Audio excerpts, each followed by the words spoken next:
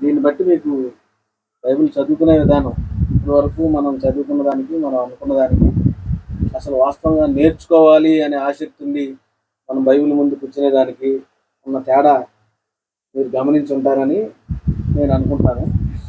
వాస్తవంగా మనకు మొహాలు నీరసంగా ఉన్నా మనసులో కొంచెం తృప్తి ఉందని నేను అనుకుంటున్నాను. అయితే జనరల్గా గమనించింది ఏంటంటే ఇదంతా అయిపోయిన తర్వాత ఇవన్నీ జరిగే కదండి అని అనిపించింది. ఈ క్లాస్ అయిపోయి మీకు టాటా చెప్పే సమయానికి మీరు ఇంటికి వెళ్ళిపోయి మళ్ళీ బైబిల్ పట్టుకున్నప్పుడు ఆ సంఘంలో ఉన్న పరిస్థితుల్లో రకరకాల విషయాలు వచ్చినప్పుడు లేదంటే ఏమండి ఫలానా అయిపోయింది అని భార్యో లేదంటే సంఘంలో ఇది అవసరం వచ్చిందని జేబులో డబ్బులు లేని పరిస్థితి వచ్చినప్పుడు ఇది కాదు ముఖ్యం వేరేది ఉంది అని అనిపించింది. ఆది కాండంలో ఒక మాట ఉంది, ఏంటది? ఆది యందు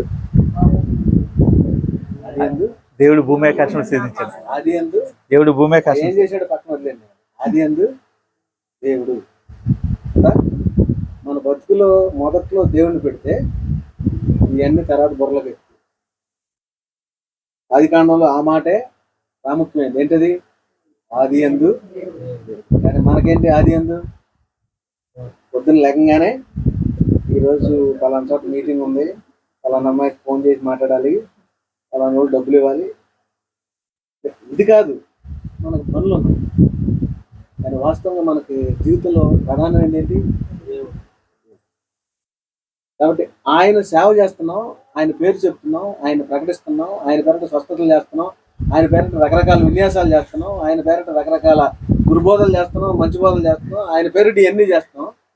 ఏంటంటే ఆయన లేకుండా చేసేస్తున్నాం. అది వాస్తవం.